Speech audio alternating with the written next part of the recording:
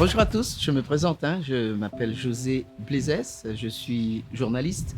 Alors le carnaval, on n'en parle pas, c'est quelque chose d'exceptionnel pour nous, Guyanais, puisque comme vous le savez, ça fait partie de notre patrimoine. Et c'est la raison pour laquelle, lorsque mes parents m'ont donné autorisation de vaquer à mes occupations, dès que je suis devenu majeur, eh bien j'ai choisi le carnaval, parce que le carnaval, c'est quelque chose d'exceptionnel. Il y avait un groupe chez nous, à la rue Lieutenant-Becker, qui s'appelait les Guélingués, qui avait été mis en place par Henriette Contou. Et on jouait, là, tous les dimanches, on sortait comme ça, les Guélingués, avec plein d'amis.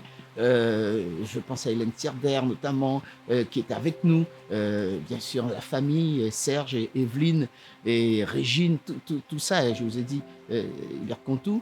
Enfin, c'était quelque chose d'exceptionnel à la rue Lieutenant-Becker. Et puis, comme on sortait tous les dimanches après-midi, avec des costumes différents, c'est peut-être pas comme ce carnaval d'aujourd'hui, où c'est peut-être encore plus structuré. On s'habillait comme on pouvait, on nous disait, bon, aujourd'hui on sera habillé comme ça, chemise, pantalon, jupe, ça n'avait pas d'importance. Et puis on croisait plein de groupes dans les rues. Il y a un groupe qu'on croisait régulièrement, ils étaient tous de noir vêtus. Moi, je les regardais à chaque fois, ça s'appelait les Nègres Marrons. J'ai demandé un jour, mais d'où ça vient? On m'a dit, Vélo Solex. J'ai dit, Vélo Solex, ils font... Ah oui, c'est eux, ils étaient à la rue L'Alouette Prolongée. Et je suis allé les voir. J'aurais dit, j'aimerais bien intégrer votre groupe parce que vraiment, ça me plaît. Ils m'ont dit, mais tu viens quand tu veux, la porte est grande ouverte. Moi, au contraire, on te connaît déjà, il n'y a pas de problème. En plus, ça va faire une belle pub pour les Nègres Marrons. Effectivement, je suis allé, j'ai fait un petit peu avec eux. Il y avait la bande des quatre avec Harmonie d'Air, tout ça. C'était des groupes que moi, je me mélangeais. Je n'aimais pas rester comme ça, fixe et tout ça. Et puis, j'ai même fait d'ailleurs Grosse Tête. Vous voyez, c'est ces trucs-là. On est tout seul, on est 3 ou 4 dans les rues avec ce gros machin sur la tête et les balayeuses. Ça, c'était mon plaisir du carnaval.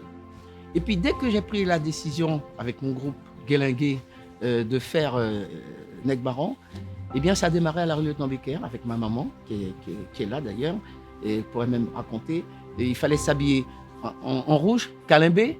Les femmes avaient pour protéger les seins, bien sûr, ce tissu qu'on mettait.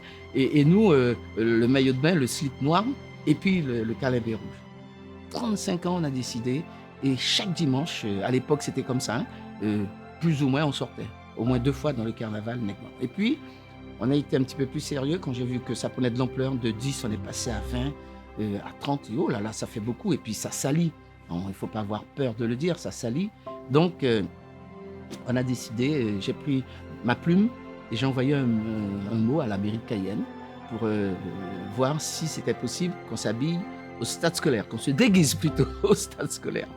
Alors, l'histoire des Nègres Marrons, oui, c'est vrai. Et on se dit pourquoi les Nègres Marrons? Eh bien, les Nègres Marrons, vous savez, c'est à l'époque dite, entre guillemets, de l'esclavage. C'était des hommes et des femmes qui habitaient dans les campagnes et que lorsque ça n'allait pas, ils étaient cachapés.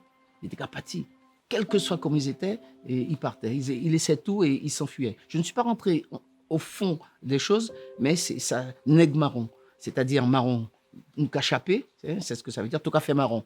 Eh bien, c'est pas la couleur marron, c'est tout café marron. Eh bien, ils quittaient carrément leur employé pour essayer d'avoir une vie beaucoup plus simple. À pousser, ils étaient qu'à courir dans la forêt. Et c'est pour ça, d'ailleurs, dans les rues de Cayenne, ils ne marchent pas, les Nègres Marrons. Ils courent et ils s'asseyent pour se reposer. Donc, c'est à peu près l'histoire que tout le monde connaît. Mais avant d'aller au stade scolaire, on allait à Buzaré. Et c'est là qu'on allait se préparer, puisqu'on n'avait pas encore tout ce qu'il fallait. On allait se préparer. Alors, qu'est-ce qu'il nous fallait? De l'huile végétale qu'on mettait sur nous. Le charbon, eh bien, on le préparait. Vous savez, les sacs de charbon pour faire nos grillades.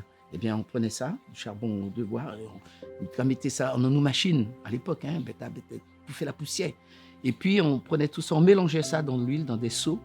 Et puis, une fois qu'on s'était intégré d'huile sur tout le corps, eh bien, on mettait cette huile. Alors, quand tu fais ça et que tu mets sur ta peau, moi, je peux te dire une seule chose, que tu sois vert, jaune, rouge, blanc, tout ce que tu veux, on ne te reconnaît pas. Alors, avant tout ça, quand même, on essayait de farder nos lèvres en rouge. Nos yeux, on les protégeait aussi, parce qu'il ne faut pas que ça rentre dans les yeux, de manière à ce qu'on soit métamorphosé. Les cheveux, quelle que soit ta couleur de peau, quel que soit le type de cheveux que tu as, eh bien, tu faisais des nattes ou tu mettais carrément une petite perruque pour changer, hein, pour ne pas les déranger. Et puis, on sortait. Alors, les nègres marrons, qu'on le veuille ou non, c'est la police du carnaval. Pourquoi je dis la police? Parce que dès qu'on arrivait, ouais, nègre marron, nègre marron, nègre marron, les gens venaient, mais on arrivait vers eux, qu'est-ce qu'ils faisaient? Ils s'écartaient. Parce que, pour ne pas se faire salir, par respect même pour les forces de l'ordre d'ailleurs, mais on ne le faisait pas pour les embêter. Dès qu'on arrivait vers eux, eh bien, eux aussi ils s'écartaient, mais parce que eux ils assuraient les groupes de carnaval comme nous, mais on ne pouvait pas arriver sur eux et puis ils restaient là, ils auraient été sales, donc ils s'écartaient pour nous. Dès qu'on passait, ils refermaient. Et ça, c'était exceptionnel.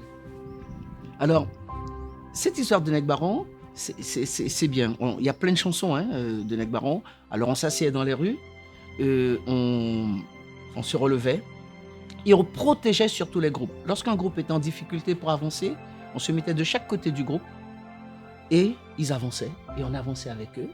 Et ils pouvaient déployer, chanter, danser comme ils voulaient.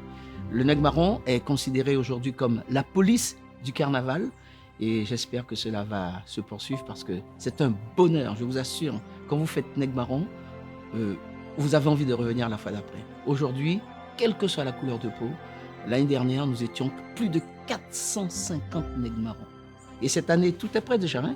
Mais malheureusement, avec les situations que nous vivons, nous avons respecté ce que la préfecture nous a demandé et nous sommes restés à la maison et ça c'est dommage. Mais si Ekadi nous sautit dimanche, nous verrons là. Hein? Nègre Marron, rivez! Rivez!